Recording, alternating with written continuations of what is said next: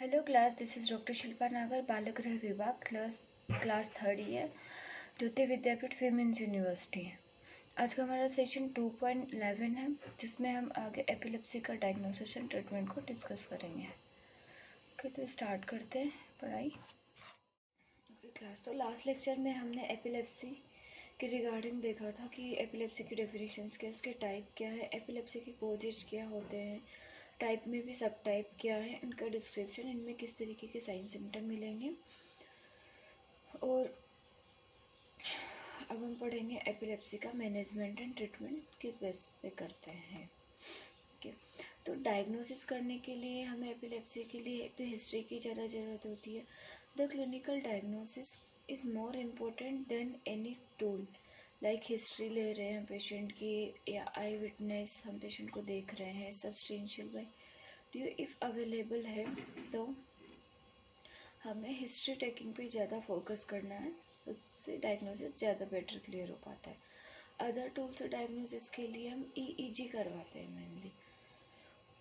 EEG most sensitive tool for diagnosis, which shows electrical activity change in the brain, but it also require clinical correlation। अगर हमारे EEG में change नहीं आ रहा है और clinically suggest कर रहा है, क्लिनिकल हिस्ट्री जो एपिलेप्सी को सजेस्ट कर रही है, तो हो सकता है वो एपिलेप्सी ही हो। लेकिन EEG में अगर चेंजेज आ रहे हैं तो हमें क्लिनिकल कोरिलेशंस की भी रिक्वायरमेंट ज़रूरी होती है। EEG हमारे ब्रेन की इलेक्ट्रिकल एक्टिविटी जो चेंज हो रही है उसको शो करती है, और एपिलेप्सी में जो भी इलेक्ट्रिकल एक्टिविटी चेंज होती है, हाइपर इलेक्ट्रिसिटी प्रोड्यूस होती है, हाइपर स्टिमुलेशन होता है, वो EEG में हमें वेव्स के स्पाइक के थ्रू पता लग जाता है। Many childrens with epilepsy may have normal EEG and many children who will never have epilepsy have EEG abnormalities। तो EEG पे ज़्यादा बिलीव करने की ज़रूरत नहीं है डायग्नोसिस के लिए। EEG अगर एबनॉर्मल है तो भी एपिलेप्सी नहीं हो सकती, और EEG नॉर्मल है तो भी एपिलेप्सी हो सकती है। Then done for diagnosis, classification, selection of epileptic drug and prognosis। तो EEG हम कर सकते हैं for the purpose of diagnosis, या फिर क्लासिफिकेशन ऑफ एपिलेप्सी के लिए कि जनरलाइज एपिलेप्सी, या फिर एपिलेप्सी का ओरिजिन कहाँ से हो रहा है, फ्रंटल, पेराइटल, टेम्पोरल लोब से हो रहा है। एंटी एपिलेप्टिक ड्रग कौन सी यूज करनी है, उसका किस तरीके से सिलेक्शन करना है, और डिजीज की प्रोग्नोसिस क्या है, इसलिए हम EEG करवा सकते हैं। फोकल डिस्चार्ज शो कर रहा है हमें। जनरलाइज डिस्चार्ज और फोकल डिस्चार्ज में जो वेव्स के स्पाइक में अंतर है वो देखिए आप। ओके, MRI एंड CT आती है ECG के बाद, EEG के बाद। MRI और CT की रिक्वायरमेंट हमें रूटीनली नहीं होती है जनरलाइज एपिलेप्सी में। अगर कोई एपिलेप्सी का सेकेंडरी कोज है, लाइक ट्यूमर है, वेस्कुलर लीजन है, या फिर स्क्लेरोसिस है, तब MRI और CT हमें उनको डायग्नोसिस करने में हेल्प करती है, और उनसे जो हमें एपिलेप्टिक सीजर्स मिल रहे हैं उनके कुछ आइडेंटिफाई होता है। पेट एंड SPECT ये किस लिए यूज करते हैं, to detect area of hypometabolism in epileptogenic lesion. किसी पेशेंट के ब्रेन में लीजन है और वहाँ पे हाइपोमेटाबॉलिज्म है, यानी कि जो एरिया है वो एक्टिव नहीं है, उसको डिटेक्ट करने के लिए हम पेट या PECT का यूज़ करते हैं। अदर इन्वेस्टिगेशंस है हमारी ब्लड टेस्ट है, metabolic investigation, seizure related to feed and fasting, genetic study कर सकते हैं जहाँ पे हेरिडेटरी मिल रहा है हमें, और लंबर पंक्चर कर सकते हैं ताकि हमें कोई इन्फेक्शंस का पता लग जाए। Then principle of anti convulsant therapy, diagnosis हो गया, अब आता है ट्रीटमेंट का टर्न। जो एंटी कन्वल्जेंट थेरेपी देनी है हमें, वो किस प्रिंसिपल या किस बेसिस पे देनी है वो देखते हैं। ट्रीटमेंट हमें तब स्टार्ट करना है जब जो एपिलेप्टिक अटैक है उनके एपिसोड मोर देन 2 है और रिकरेंस रिस्क 80% होती है। 2 से ज़्यादा एपिलेप्टिक अटैक आए हैं पेशेंट को और उनका रिकरेंस हो रहा है, तो ट्रीटमेंट हम रिकमेंड करते हैं, ट्रीटमेंट स्टार्ट करने को सजेस्ट करते हैं।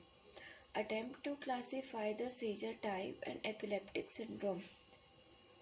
इसमें हम सबसे पहले सीजर्स को क्लासीफाई करेंगे। जनरलाइज सीजर है, फोकल सीजर है। जनरलाइज में भी सिम है, कॉम्प्लेक्स है। फोकल सीजर है तो हमारे फ्रंटल, टेम्पोरल, पैराइटल किस तरीके की, और एपिलेप्टिक सिंड्रोम का टाइप क्या है। जैसे ही हमें एपिलेप्टिक सीजर के टाइप और सिंड्रोम डायग्नोस हो पाते हैं, उनका क्लासिफिकेशन हो पाता है, तो हम मोनोथेरेपी स्टार्ट करते हैं as far as possible. Monotherapy का मतलब एक सिंगल ड्रग से स्टार्टिंग करते हैं। मोस्ट अप्रोप्रिएट ड्रग को चूज़ करेंगे। फिर डोज की जो ड्रग की जो डोज होगी उसको ग्रेजुअली इंक्रीज करेंगे जब तक कि एपिलेप्सी कंट्रोल नहीं हो जाती है, सीजर्स आना बंद नहीं हो जाता है। मैक्सिमम डोज तक जब हम पहुंच गए हैं तो उसके साइड इफ़ेक्ट क्या हो रहे हैं वो देखनी है, और मैक्सिमम डोज क्या है वो फिर उस डोज को हम स्टेबल कर देते हैं और उसे ही चलाते रहते हैं। अल्टरनेटिव मोनोथेरेपी होती है add on the second drug if first drug failed. पहले हम मोनोथेरेपी यूज करेंगे, अगर फर्स्ट ड्रग सक्सेसफुली ट्रीट कर पा रही है तो वही कंटिन्यू करेंगे। अगर फर्स्ट ड्रग से एपिलेप्सी कंट्रोल नहीं हो रही है तो हम अल्टरनेट यूज़ करेंगे, सेकेंड ड्रग को यूज करेंगे। अगर फर्स्ट ड्रग यूज नहीं हो पा रही हमारी, ऑप्टिमाइज सेकेंड ड्रग को चेक करेंगे, उसकी डोज को ऑप्टिमाइज करेंगे। Then try to withdrawal first drug, और उसके बाद हमें फर्स्ट ड्रग को विड्रॉल करना है। फर्स्ट ड्रग हमने स्टार्ट करी, उसी के साथ सेकेंड ड्रग स्टार्ट करेंगे। फर्स्ट ड्रग कोई काम नहीं कर रही इसलिए हम उसको विड्रॉल करेंगे, और सेकेंड ड्रग की डोज को हम उसके मैक्सिमम इफेक्ट तक पहुंचने देंगे। Third, rational combination therapy use करते हैं। यूजुअली 2 और मैक्सिमम 3 ड्रग्स का कॉम्बिनेशन इसमें हम यूज करते हैं। तो एंटी कन्वल्सन थेरेपी में मोनोथेरेपी यूज करते हैं, अल्टरनेटिव मोनोथेरेपी या रेशनल कॉम्बिनेशन थेरेपी का यूज करते हैं। Combine drugs with different mechanism of action. Consider their spectrum of efficacy, drug interaction and adverse effect. जब हम ड्रग को कंबाइन कर रहे हैं तो उनके डिफरेंट मोड ऑफ एक्शन होने चाहिए, क्योंकि जब हम मोनोथेरेपी यूज कर रहे हैं तो उनका मोड ऑफ एक्शन एक ही है, तो वो तो काम नहीं कर रहा है। इसलिए हम इसमें डिफरेंट मैकेनिज्म ऑफ एक्शन के ड्रग्स यूज करेंगे, उनकी एफिकेसी चेक करेंगे कि कितने एफिकेसी है, ड्रग ड्रग इंटरेक्शन तो नहीं हो रही और हमें कोई एडवर्स इफेक्ट तो नहीं मिल रहे हैं। देन मॉनिटर ड्रग लेवल, उसके बाद कंसंट्रेशन चेक करते हैं। ड्रग कौन कौन सी, जैसे कार्बेमेज़ापिन, फेंटोइन या फिनोबार्बिटोन है, to check compliance if seizure not well controlled in situation of polypharmacy where drug interaction is suspected। हुआ क्या, जब अगर हमें रेशनल कंबाइंड थेरेपी यूज करी है, बहुत सारे ड्रग को यूज किया है, जैसे इसमें बताया गया है कि कार्बेमेज़ापिन को फेंटोन और फिनोबार्बिटोन के साथ हम यूज कर रहे हैं, तो इनके ड्रग लेवल को मॉनिटर करना है। इनके मैक्सिमम ड्रग डोज देने के बाद भी अगर सीजर कंट्रोल नहीं हो रहे हैं या फिर हमें ये लग रहा है कि इंटरेक्शन है, ड्रग ड्रग इंटरेक्शन के कोई साइन सिम्टम मिल रहे हैं, तो ड्रग लेवल को मॉनिटर करना है। लास्ट में when withdrawal of medication is plan, अगर हम विड्रॉल करना चाह रहे हैं मेडिकेशंस को, कोई सिम्टम नहीं आ रहे हैं पेशेंट में, seizures free for 2 year, medication देने के बाद बच्चे में या पेशेंट में 2 साल तक कोई सीजर्स नहीं आए। Consideration should be given to epileptic syndrome, तो हो सकता था कि वो एपिलेप्टिक सिंड्रोम था, एक बार ही आके रह गया। Likely prognosis and individual circumstances before attempting slow withdrawal of medication over 3 to 6 month, तो जब हम विड्रॉल करेंगे पेशेंट की मेडिकेशंस का 3 to 6 मंथ में हमें करना है, स्लो विड्रॉल करना है। अगर हम क्लोनाजेपाम या फिनोबार्बिटोन दे रहे हैं पेशेंट को तो विड्रॉल टाइम होगा वह 3 to 6 मंथ से ज़्यादा होगा। अगर मेडिकेशन विड्रॉल करने के बाद इफ़ सीजर वापस रिकरेंस होता है तो लास्ट डोज जो हमने रिडक्ट करी थी उसको हमें रिवर्स करना है, और मेडिकल एडवाइस की ज़रूरत होती है हमें, उसमें मेडिकल एडवाइस सीख करनी है। इंटरएक्टेबल एपिलेप्सी को पढ़ते हैं। होती क्या है intractable epilepsy? Re-evaluate the following possibilities. It is a seizure या नॉन एपिलेप्टिक इवेंट है।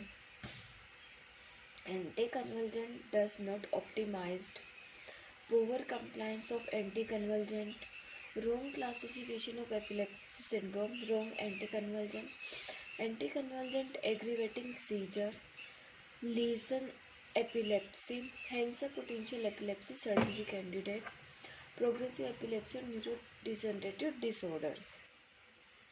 इंटररेक्टल एपिलेप्सी होती क्या है? जब जो हमारे एपिलेप्टिक सिंड्रोम या सीजर्स है वो मेडिकेशन से कंट्रोल नहीं हो रहे हैं, या वापस से उन्होंने बताया कि कौन कौन सी पॉसिबिलिटीज़ है जब हमें इंटररेक्टल एपिलेप्सी हो सकती है।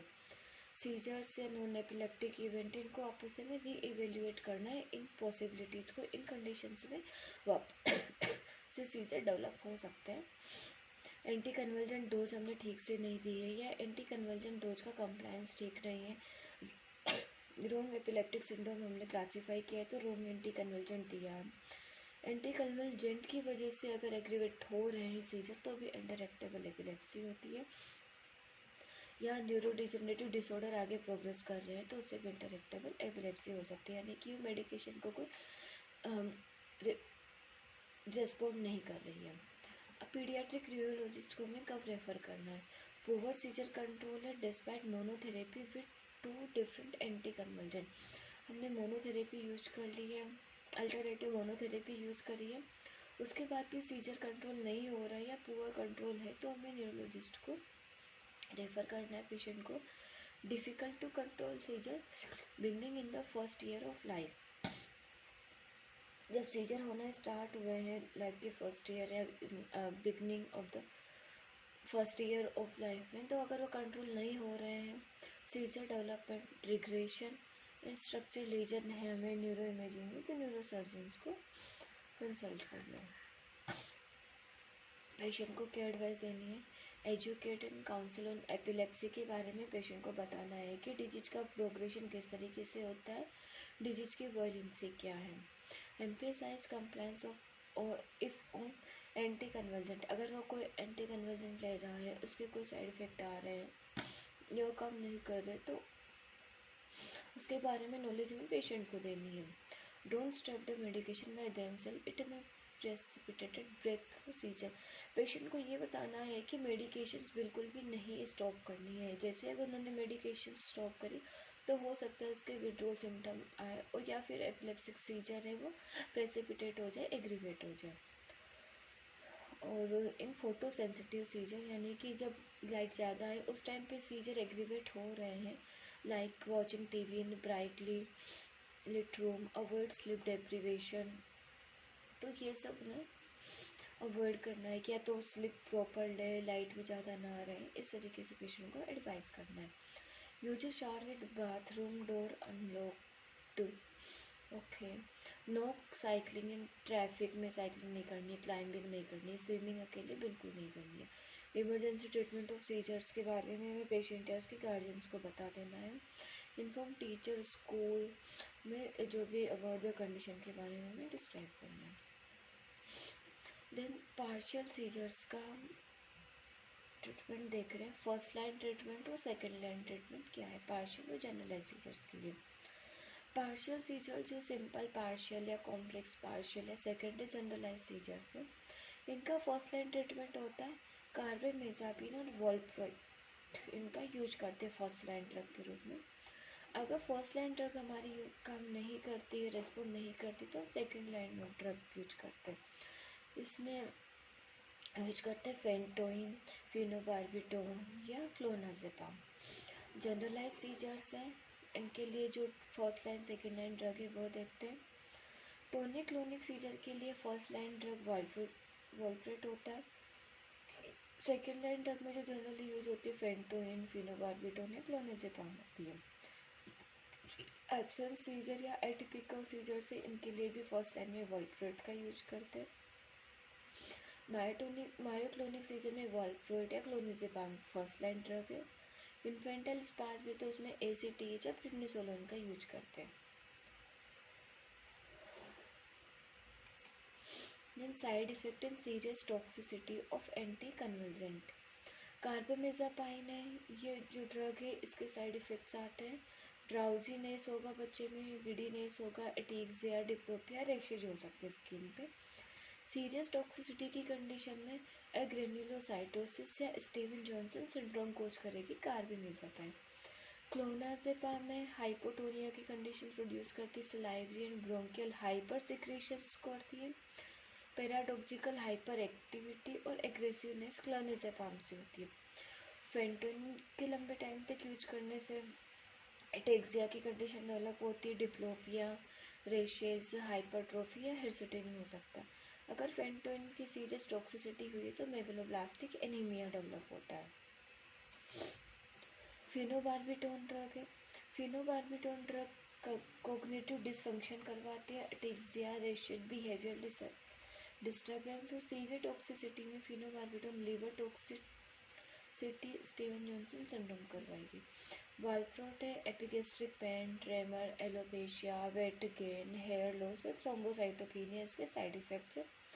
अगर वॉलप्रोट की सीरियस टॉक्सिसिटी है तो हिपेटिक टॉक्सिसिटी होती है। Less than 2 year of age के चाइल्ड में हिपेटाइटिस, पेनक्रेटाइटिस, एंसेफेलोपैथी करवाती है बच्चे में। देन हम पढ़ेंगे स्टेटस एपिलेप्टिकस। स्टेटस एपिलेप्टिकस देखा था हमने, रिकरेंट सीजर कंटिन्यू आ रहे हैं उसे, any seizure lasting more than 30 minute और कोई भी एक सीजर जो 30 मिनट तक कंटिन्यू है, या फिर intermittent seizure longer than 30 minute from which the patient does not regain consciousness। Status epilepticus दो कंडीशंस में बन सकता है। पहली कंडीशन जब सीजर मोर देन 30 मिनट है या फिर इंटरमीडिएट सीजर आ रहा है लेकिन सीजर के बीच में पेशेंट की कॉन्शियसनेस से रीगेन नहीं हो रही है और जो ये टाइमिंग है 30 मिनट से ज़्यादा है तो स्टेटस एपिलेप्टिकस बोलते हैं। करंट डेफिनेशन जो स्टेटस इम्पेंडिंग स्टेटस एपिलेप्टिकस है 5 to 10 मिनट के लिए ड्यूरेशन है। एस्टैब्लिश्ड स्टेटस एपिलेप्टिकस मोर देन 30 मिनट की ड्यूरेशंस में। Refractory status epilepticus more than 60 minute तक होता है तो उनको बोलते हैं। हाईएस्ट इंसिडेंस होता है जो स्टेटस एपिलेप्टिकस के हैं वो वेरी यंग चिल्ड्रन में होते हैं। 70% of children with epilepsy experience at least 1 episode of status epilepticus. तो जितने भी एपिलेप्टिक चाइल्ड है पेशेंट है उनमें लगभग 70% में मिनिमम एक एपिसोड ज़रूर आता है स्टेटस एपिलेप्टिकस का और उसकी मोर्टेलिटी रेट 8 to 32% होती है। स्टेटस एपिलेप्टिकस के कोजेज क्या होते हैं? फेब्राइल सीजर लंबे टाइम के लिए रहे हैं तो हो सकता है तो प्रोलॉन्ग्ड फेब्राइल सीजर में फीवर के बाद जो सीजर्स आ रहे हैं अगर उनका टाइम ड्यूरेशन 30 मिनट से ज़्यादा है, 30 साल से ज़्यादा बड़े बच्चे में होता है और एसोसिएटेड विद सीवियर डैमेज जब भी स्टेटस एपिलेप्टिकस होता है तो उससे हिप्पोकैम्पस इन चाइल्ड में हिप्पोकैम्पल लोब होता है, सीवियर डैमेज होता है। Most common cause of status epilepticus में भी the initial manifestation of encephalitis हो सकता है और मेनिंजाइटिस का कॉम्प्लिकेशंस भी हो सकता है। कॉजेज ऑफ स्टेटस एपिलेप्टिकस में हम दूसरा पढ़ रहे हैं इडियोपैथिक स्टेटस एपिलेप्टिकस। फर्स्ट कोज था स्टेटस एपिलेप्टिस का प्रोलॉन्ग्ड फेब्राइल सीजर। उसमें हमने देखा कि जो फेब्राइल सीजर से वो 30 मिनट से ज़्यादा है, एज है वो पेशेंट की मोर देन 3 ईयर्स है और साथ में हिप्पोकैम्पल लोब है वो डैमेज होता है। इडियोपैथिक स्टेटस एपिलेप्टिकस होता है includes epilepticus patient in home status epilepticus followed sudden withdrawal of anticonvulsant. तो idiopathic status epilepticus mainly sudden withdrawal of anticonvulsant की वजह से आता है, जैसे बारबिटूरेट्स या फिर स्पेशली बेंजोडाइजेपिन्स को विड्रॉल करने की वजह से। Given anticonvulsant on a regular basis और who are not compliant are more likely to develop status epilepticus. अगर हम किसी पेशेंट को इरेगुलर बेसिस पे एंटी कन्वर्जेंट देते हैं उसमें ज़्यादा स्टेटस एपिलेप्टिकस होने के चांसेस हैं। स्टेटस एपिलेप्टिकस के कोजेज हैं। अदर कोजेज में एक्यूट हेड ट्रॉमा हो सकता है, brain tumour, neurodegenerative disorders, hepatic renal encephalopathy या स्टोरेज डिजीजेज हो सकती है। मैकेनिज्म ऑफ स्टेटस एपिलेप्टिकस क्या होती है? सबसे पहले सेरेब्रल मेटाबॉलिक रेट इंक्रीज हुई। जैसे ही मेटाबॉलिक रेट इंक्रीज होगी तो वहाँ पे सेरेब्रल फ्लो बढ़ जाएगा। हाफ एन आवर में सेरेब्रल फ्लो ब्लड सप्लाई बढ़ेगी। इसकी वजह से inadequate oxygen tension and together with other factor leads to neuronal injury. That's why status epilepticus happens. Okay, metabolic rate increase होने से सेरेब्रल फ्लो बढ़ता है, फ्लो बढ़ने की वजह से इनएडुकेट ऑक्सीजन टेंशन हो जाती है। वो ऑक्सीजन टेंशन जो इनएडुकेट है, दूसरे जो फैक्टर है वो दोनों मिल करके वहाँ की जो नर्व्स है उनमें इंजरी स्टिमुलेट करते हैं और उसके बाद स्टेटस एपिलेप्टिकस की कंडीशंस आती हैं। स्टेटस एपिलेप्टिकस का मैनेजमेंट क्या होता है? सिक्योरिंग एयर, सबसे पहले एबीसी को मॉनिटर करना है, एयरवे, ब्रीदिंग, सर्कुलेशंस को। कंटिन्यू हमें वाइटल साइंस चेक करने हैं और ईसीजी है, ईईजी करवानी है पेशेंट की। Determination and managing of the underlying aetiology, हमें देखना है कि अंडरलाइंग एटियोलॉजी या कोर्स समझ में आता है स्टेटस एपिलेप्टिकस का, तो उसे डिटरमाइन करना, उसको मैनेज करना। अगर हाइपोग्लाइसीमिया की वजह से स्टेटस एपिलेप्टिकस है तो उसको मैनेज करेंगे। लेबोरेटरी स्टडी करवाएंगे, ग्लूकोज, सोडियम, कैल्शियम, ये भी इलेक्ट्रोलाइट्स है या मेटाबॉलिक स्टडी सब करवाते हैं। ब्लड एंड स्पाइनल कल्चर करवाएंगे कि तो ब्लड इन्वेस्टिगेशन और सीएसएफ इन्वेस्टिगेशन करवाएंगे। टॉक्सिक स्क्रीनिंग करवाएंगे। इनबोर्न एरर ऑफ मेटाबॉलिज्म में एंटी एपिलेप्टिक ड्रग अगर है तो ले रहे पेशेंट, उनके ड्रग को लेवल का मॉनिटरिंग करेंगे। ईईजी करवाएंगे स्यूडोस्टेटस एपिलेप्टिकस के लिए।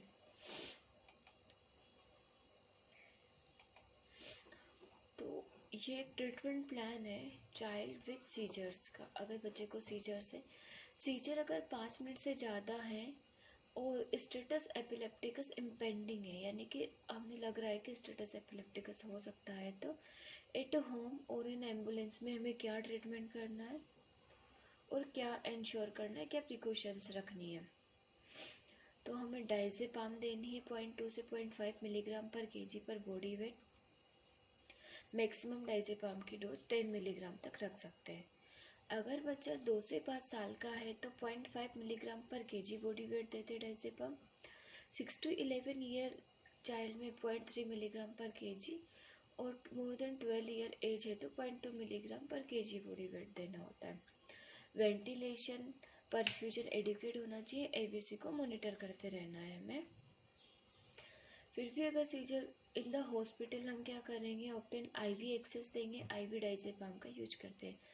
अगर सीजर 5 to 30 मिनट तक एग्जिबिट करते हैं तो हमें इसमें क्या करना है, आईवी डायजेपाम देनी है और आईवी फेंटोइन का यूज करना है। अर्ली रिफ्रैक्टरी स्टेटस एपिलेप्टिकस में मोर देन 10 मिनट से ज़्यादा सीजर कंटिन्यू है फेंटोइन देने के 10 मिनट बाद भी, तो हमें मिडाजोलम का यूज करना है या फिनोबार्बिटोल आईवी और सोडियम वॉल्प्रेट आईवी का यूज करना है।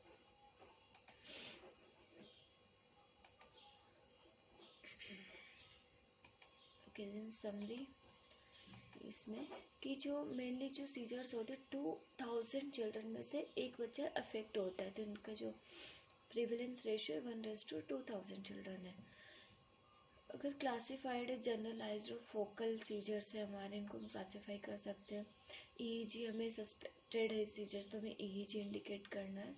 एंटी एपिलेप्टिक ड्रग थेरेपी का यूज करना है। कॉम्प्रोमाइज साथ में हम से मोनोथेरेपी यूज करते हैं, कंबाइंड थेरेपी का यूज कर सकते हैं। Okay, thank you so much.